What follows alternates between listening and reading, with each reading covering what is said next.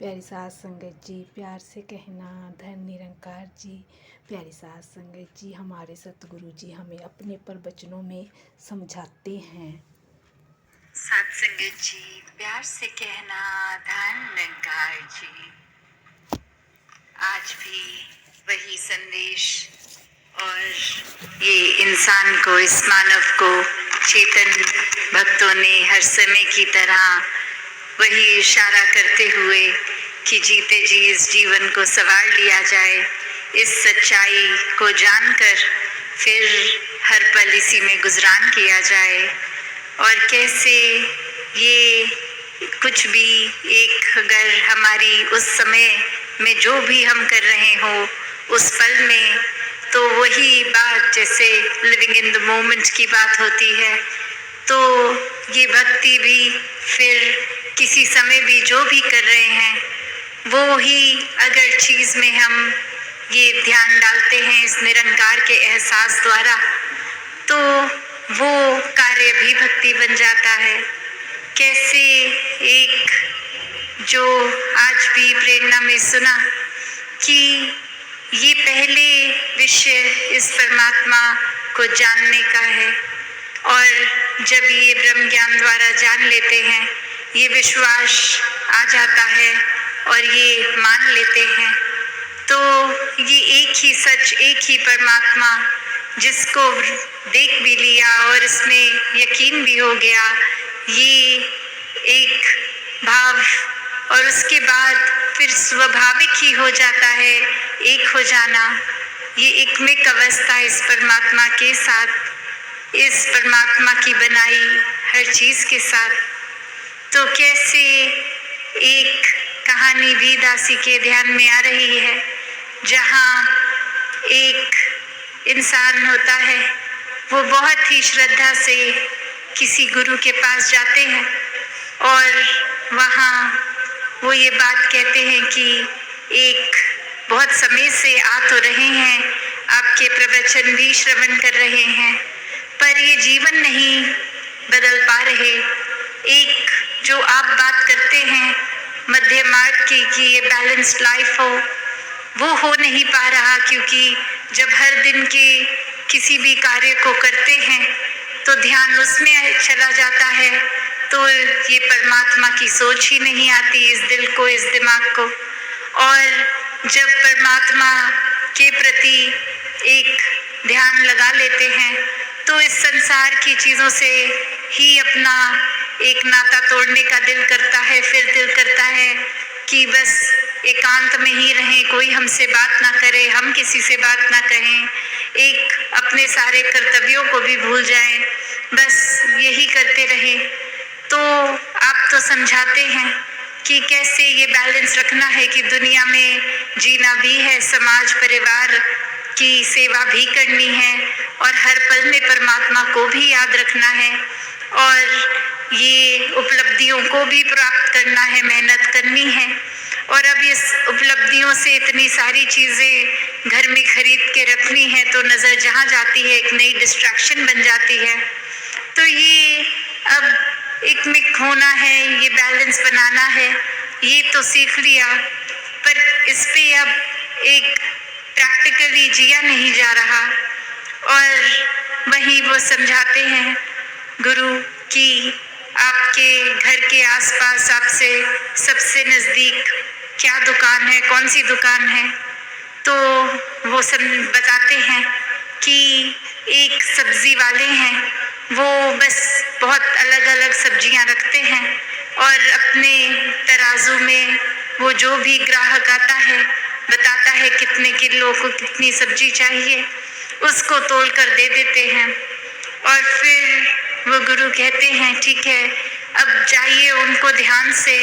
Observe कीजिए, ये कण कण में शिक्षा है, तो यहाँ से भी आपको शिक्षा मिलेगी, आप उनके पास जाइए। और अब वो इंसान अपने पड़ोस की ही दुकान पे पूरा दिन बैठता है, देखता है कि हो तो वही रहा है जो मुझे पहले से ही पता था, कि ग्राहक आया, अपना सामान ले गया, और ये दुकानदार ऐसे ही तोल कर दे रहा है। और जब वो दुकान का समय हो गया और वो रात्रि वहाँ पे रोक के वो एक बात पूछने की कोशिश कि मेरे गुरु ने कहा है ये शिक्षा मुझे आपसे मिलेगी कि मैं कैसे बैलेंस लाइफस्टाइल में रहूं, तो ये आपकी क्रिया, इससे आप कैसे कर रहे हैं इसके बारे में कुछ रोशनी डालें। ये देखने में तो बहुत सिंपल काम है। तो वो इंसान समझाता है, वो दुकानदार समझाता है अब कि ये कार्य तो बस यही है कि जितने किलो का एक वजन मैंने एक तराजू में डाला, उतने किलो की ही वो सब्जी उसी दूसरे तराजू की दूसरी ओर ही रख दी, तो उससे ये बैलेंस बन जाता है, तो पता चल जाता है। और इसी से मुझे पता है कि अगर मैं 2 किलो सब्जी बेच रहा हूँ तो वो अंदाजे से नहीं है, तो मैं किसी ग्राहक को एक चीट करके उससे 4 किलो सब्जी का पैसा नहीं ले पाता। वो एक बहुत ही संतुलन बना रहता है, बहुत ट्रांसपेरेंट काम होता है, ग्राहक भी देखता है ये एक ईमानदारी से ही पैसे कमा रहा हूँ। और अब ये बात, और जो हो सकता है उस इंसान को सबकॉन्शियसली तो पता भी थी, पर ये गुरु ने भेजा था तो इतनी बारीकियों से अब समझ आया। और फिर वहीं उपस्थित होके वो अपनी बात यही रखते हैं कि अब ये प्रैक्टिकल लाइफ में ये तो देख लिया कि कैसे एक वो गुण भी अंदर आ गया कि ये धोखाधड़ी ये नहीं करनी है, और साथ ही ये बैलेंस की भी वो बात दुकानदार कर गया। तो यहाँ ये तो पता चल गया कि ये बैलेंस तो ज़रूरी है, और अब बस ये इम्प्लीमेंट कैसे करूँ, तो आगे से वो गुरु यही समझाते हैं कि कैसे वो दुकानदार चाहे एक क्रिया रूप में एक पूरे दिन में एक कुछ भी कैसे भी ग्राहक आ रहे होंगे, कोई बहुत ही जल्दी में होंगे, कोई तो ऐसे भी होंगे कि इतने धीरे धीरे एक बात कर रहे हैं, सोच रहे हैं सब्जी क्या लें, और उनके पीछे और क्यू लग रही होगी, एक लाइन लग रही होगी ग्राहकों की, और इससे देखकर कि इतनी देर लग रही है, कुछ ग्राहक वो लाइन छोड़ के किसी और सब्जी वाले पे भी जा रहे होंगे कि हमें जल्दी चाहिए, और ये दुकानदार तो इतनी देर लगा रहा है। और किस तरह से कोई बहुत ही खुशी के अवसर के लिए बहुत सारी सब्जियां लेके जाएगा, और कोई तो आकर कुछ पत्ते ही लेके चला जाएगा, कोई बहुत ही जल्दी में आएगा, एक हबचड़ी भी मचाएगा, और कोई बहुत ही एक सहज भाव में आके आराम आराम से कर लेगा। तो वो दुकानदार ये सब देख रहा है, कितने रंग देख रहा है ग्राहक के भी, पर वो तो वही कार्य सहजता में करता जा रहा है कि जिसने अपनी रिक्वायरमेंट बोली उसको उतना उतना तोल कर देकर उससे पैसे ले लिए। तो बात वही कि ये एक अपने स्वभाव को अपने ग्राहक के स्वभाव जैसा पल पल में नहीं बदल रहा, ये बहुत ही स्थिर होने की निशानी। और जो व्यक्ति इस परमात्मा को जीवन में धारण कर लेता है इस ब्रह्म ज्ञान से, तो फिर कोई भी उथल पुथल हो, कोई इरिटेशन नहीं आती, कोई भारी चीज़ या कोई इंसान हमारे साथ कैसा है, उस चीज़ पे हमारा उस तरह से बिहेव करना डिपेंड नहीं करता। कि कोई अगर जल्दी में आया तो दुकानदार ने भी उतनी ही जल्दी से नहीं दिया, उसने अपना पूरा प्रोसेस को फॉलो किया, और देर उसने उतनी ही लगाई जितनी वो किसी और ग्राहक के साथ लगाए। और वही बात संसार में रहने के लिए भी कि कैसे एक दुनिया में हम अगर आए हैं तो फिर एक ये जहाँ संसार भी है, और ये बचपन से एक स्कूल में भी बच्चे को क्यों डालते हैं, ताकि शिक्षा ले, कुछ सपने बनाए और सपनों को फिर साकार करे, एक अपने पैशन को फॉलो करे, और फिर ये पैशन फॉलो करते करते धन दौलत भी कमाए, और ये फिर उस तरह से कामकाजी होके अपने लिए आरामदायक चीज़ें खरीदें जिससे जीवन थोड़ा सा एक इजी हो जाए। तो ऐसा करना जहाँ जीवन में मुबारक है, बस बात वही आ जाती है कि सिर्फ ध्यान यही करने में है, या ये करते करते पैरेलली हर पल में उतनी प्राथमिकता अपनी स्पिरिचुअल ग्रोथ को भी दे रहे हैं। और यही वो बैलेंस है, ये अपनी मायावी जीवन और ये आध्यात्मिक जीवन का, जहाँ पे वही बात आती है जो अभी मॉडल भी कुछ दिनों पहले इधर प्रदर्शनी में भी देखा कि ये ज्ञान और कर्म रूपी पंख, ये एक पंख अगर हो कि सिर्फ एक कार्य तो कर रहे हैं, एक हम किसी वजह से प्रभु परमात्मा का नाम तो ले रहे हैं, पर परमात्मा वाकई है क्या, ये परमात्मा की प्राप्ति तो नहीं कर रहे हैं। और वहीं दूसरी ओर ये ब्रह्म ज्ञान रूप की पंख की एक चिड़िया का एक पंख जो कर्म और दूसरी चिड़िया का ज्ञान रूपी कर्म, और अब ये ब्रह्म ज्ञान ले भी लिया है जीवन में, पर उसको जीवन में इम्प्लीमेंट प्रैक्टिकली नहीं किया जा रहा। अपने जीवन में सारे अवगुण अभी भी वहीं के वहीं रखे हैं, एक अपनी वाणी को कठोर का कठोर ही रहने दे रहे हैं, ये किसी से मधुर स्वभाव अपने अंदर नहीं ला रहे, किसी से प्यार से बात नहीं कर रहे। तो ब्रह्म ज्ञान जीवन में आने के बावजूद भी ये उड़ना कहाँ संभव होगा। वो फिर बात वही कि ऐसा पक्षी जिसके दो पंख हैं, एक ज्ञान का एक कर्म का, वो ही उड़ान भरेगा, क्योंकि ये कर्म भी है, ये जीवन में इम्प्लीमेंटेशन भी है, और ये ब्रह्म ज्ञान की विद्या, ये सबसे ऊंची दात, ये भी ये झोली आई है। तो यहाँ एक ये जो बैलेंस का उदाहरण इस कहानी में भी, तो कैसे एक सुनने में तो लगता है कि एक शायद बैलेंस अचीव करना जीवन में पॉसिबल नहीं है, क्योंकि हमारा जहाँ मन ये चंचल है, एक तरफ अगर लग जाएगा, एक अगर हमने चीज़ दिमाग में बांध ली तो बस उसी ट्रैक पे उसी को ही सोचता जाएगा और एक चीज़ की इतनी एक्सट्रीम कर देगा, एक अपनी पॉइंट ऑफ व्यू को भी इतना एक्सट्रीम हम मान लेंगे कि हमारे जैसा अच्छा कोई सोच ही नहीं सकता, एक हमारे जैसा अच्छा तो कुछ भी कोई नहीं कर सकता, कोई है ही नहीं इतना अच्छा। कहाँ हम फिर वो बैलेंस दूर दूर तक करते ही नहीं। और ये तो पता ही है, जब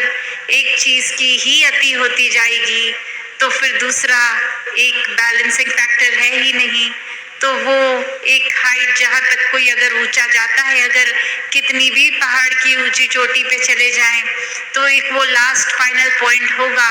वो टिप होगी, उसके ऊपर तो और वो पहाड़ है ही नहीं। तो फिर अब बस एक नीचे की ओर ही जाना बाकी रह जाएगा। तो बात वही कि ये सेवा, सुमिरन, सत्संग, इस परमात्मा से जोड़कर ये बैलेंस बना कर रखने की बात, और वही ये भी एक समझाया गया, चाहे सुबह वो सेवा दल रैली के रूप की एक स्किट द्वारा ही एग्जाम्पल उन्होंने सेवा का ही लिया कि कैसे हम अगर सिर्फ सेवा की ही एक्सट्रीम करते जा रहे हैं कि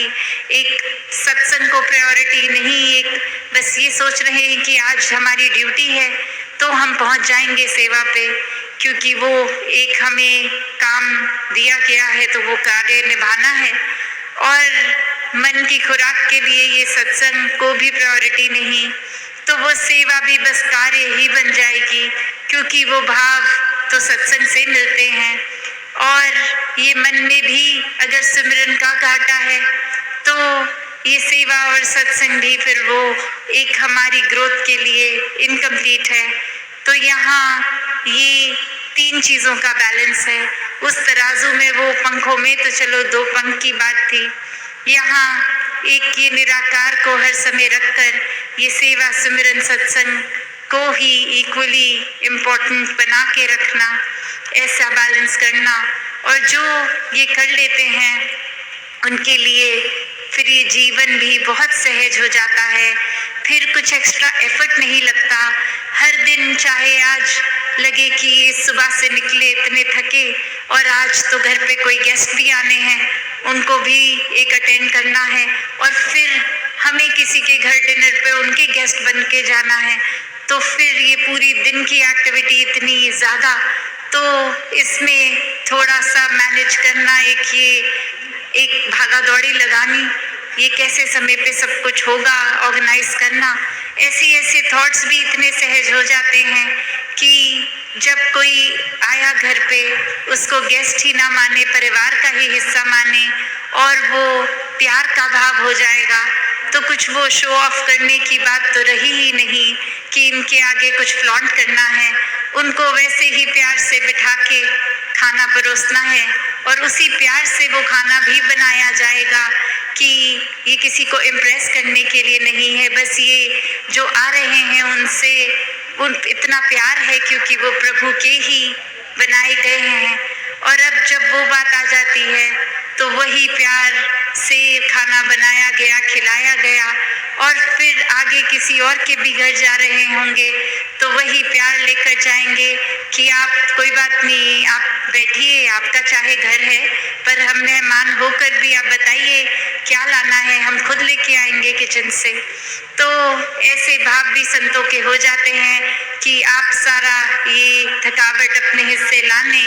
कि हम चाहे आपके घर मेहमान बन के आए हैं पर हम हैं तो सेवादार ही, तो जो भी है ये मिलजुल के निभा लेते हैं। तो बात वही कि कैसे इस जीवन में फिर अपने ऊपर ही है कि एक बेकार में ही हर छोटी से छोटी चीज़ का भी स्ट्रेस बना के रखना है या इस परमात्मा में इतने एकमिक हो जाएं कि कौन सी चीज़ हो के निकल भी गई वो कुछ लगी ही नहीं बड़ी, एक बहुत ही हवा के झोंके की तरह आई और गई। और कैसे फिर ये बैलेंस भी बना रहता है कि वो काम भी सारे हो गए, वो प्यार में भक्ति में रहता हुआ मन एक अपने दोस्तों के साथ दोस्ती, समाज के प्रति भी जो कर्तव्य रहे तो कैसे वो भी बहुत बखूबी निभा लिए गए और कुछ एक्स्ट्रा खुद को भी नहीं लगा। जैसे एक कोई पूरे दिन अगर कुछ नहीं भी होता करने में तो भी दिल वही महसूस कर रहा था, या फिर कोई दिन जो पूरी तरह से जैम पैक्ड है कि फुर्सत ही नहीं सांस लेने की, उसमें भी ये दिल दिमाग उतने ही रिलैक्स्ड। तो बात वही कि जो वाक्य ही इस परमात्मा के आश्रय रह लेते हैं वो हर पल को इतना हल्का फुल्का बना लेते हैं कि ये पता ही है कि कैसे ये परमात्मा जो कर रहा है इसी के ही एक शुक्राने भाव में रहें तो बहुत ही, चाहे उस समय हमें लगेगा कुछ ठीक है नहीं है पर ये है, चाहे हमारी नज़र नहीं देख पा रही पर ये ठीक ही है। तो वो कोई हिसाब किताब हमारे आंकड़े लगाने का तो काम नहीं, ये बस परमात्मा की एग्जिस्टेंस देखकर विश्वास की बात है। और जो वाक्य ही हर पल का एक अपनी कन्वीनियंस से कि कुछ जीवन में अच्छा हुआ है तो विश्वास करेंगे और नहीं है तो विश्वास नहीं करेंगे। जब ऐसी कन्वीनियंस से ही परमात्मा को जीवन में जगह दी तो फिर तो कोई लाभ नहीं है, फिर तो वो कोई भी और चीज़ के साथ संसारिक कर सकते हैं। और परमात्मा को प्राप्त करके भी जब एक सब कुछ प्राप्त कर लिया तो भी नज़र इतना छोटा, तंगदिली बना ली, नज़रिया इतना छोटा, तो फिर इतनी बड़ी दात का भी क्या ही फायदा रहा। तो बात वही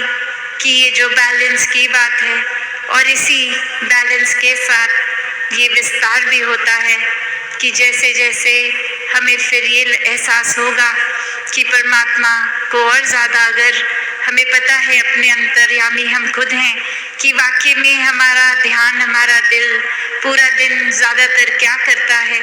तो खुद को ही देखकर अपने अंदर वो चेंजेस लाने कि और ज़्यादा कैसे स्पिरिचुअली इंक्लाइन हो सकें, वो उस तरफ अपना विस्तार करें। और कैसे हम अगर कोई कमी कर रहे हैं कि किस तरह एक संसार के लिए कुछ ऐसा अच्छा नहीं कर पा रहे, अपने लिए कुछ ऐसा अच्छा नहीं कर पा रहे, तो वहाँ पे भी एक विस्तार किया जाए क्योंकि ये श्वास तो उतने ही हैं और उसी में ये एक मटीरियलिस्टिक और स्पिरिचुअल लाइफ को बैलेंस करना है, तो उसी में ही सब कुछ करना है। तो जिन्होंने ये बखूबी कर लिया वो तो अपना जीवन बहुत अच्छे से निभा गए, वरना तो ये कैपेसिटी, ये कैपेबिलिटी इस परमात्मा ने हर एक में दी है। वो हमारा ही कहीं आलस है, चुनाव है, या फिर एक हमारा माइंडसेट को जो हम इतना